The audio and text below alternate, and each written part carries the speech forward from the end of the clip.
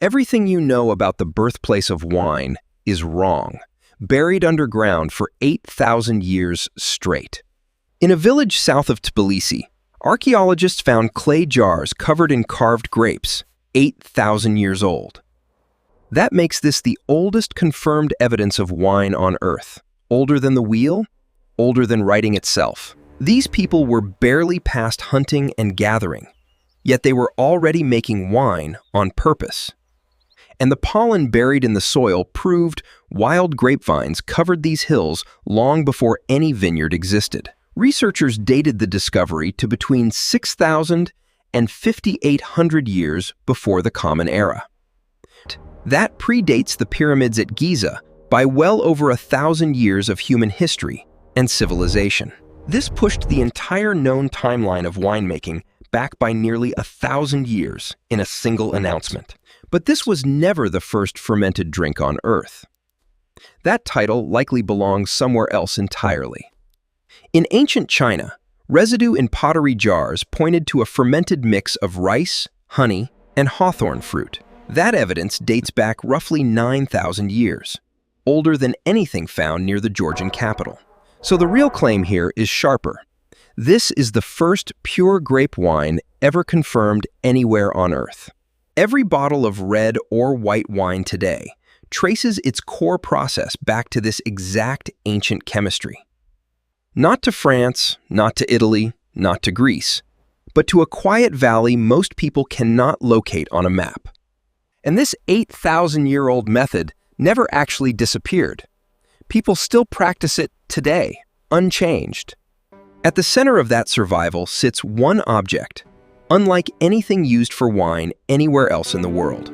It is called a qvevri, and unlike vessels used elsewhere, it is designed to be buried directly in the earth. Only the rim stays visible above ground, keeping the temperature inside stable through every season. Grapes, skins, seeds, and stems all go inside together, left to ferment naturally without any shortcuts. This method predates barrels, predates steel tanks, and predates nearly every winemaking innovation since.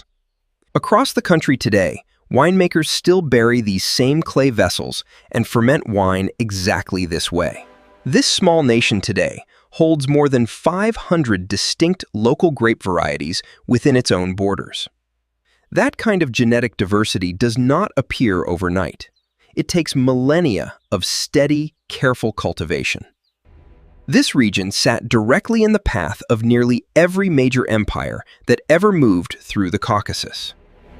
Persians, Romans, Byzantines, Ottomans, and Russians all passed through, yet the qvevri tradition survived. Winemaking here was never just commercial.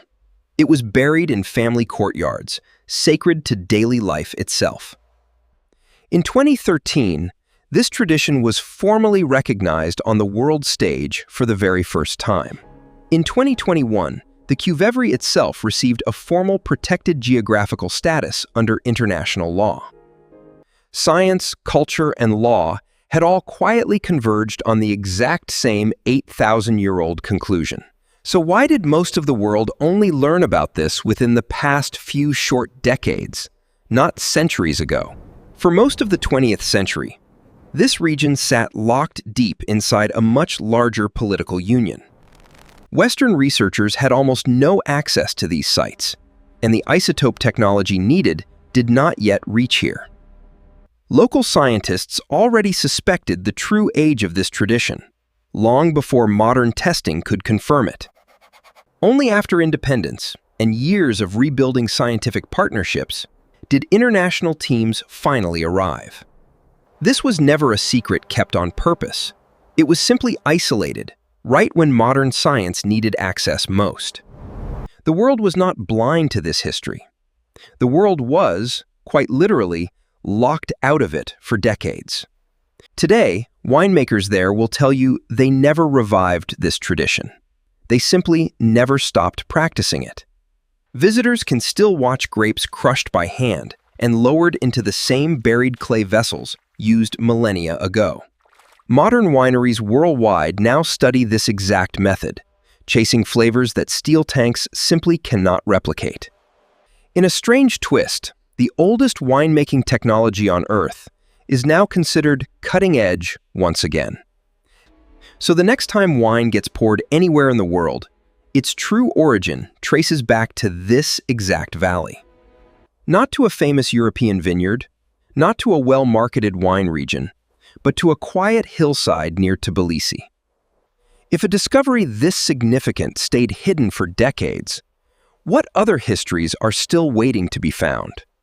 Subscribe to Food History Uncovered to keep chasing the overlooked stories the world almost forgot to ask about.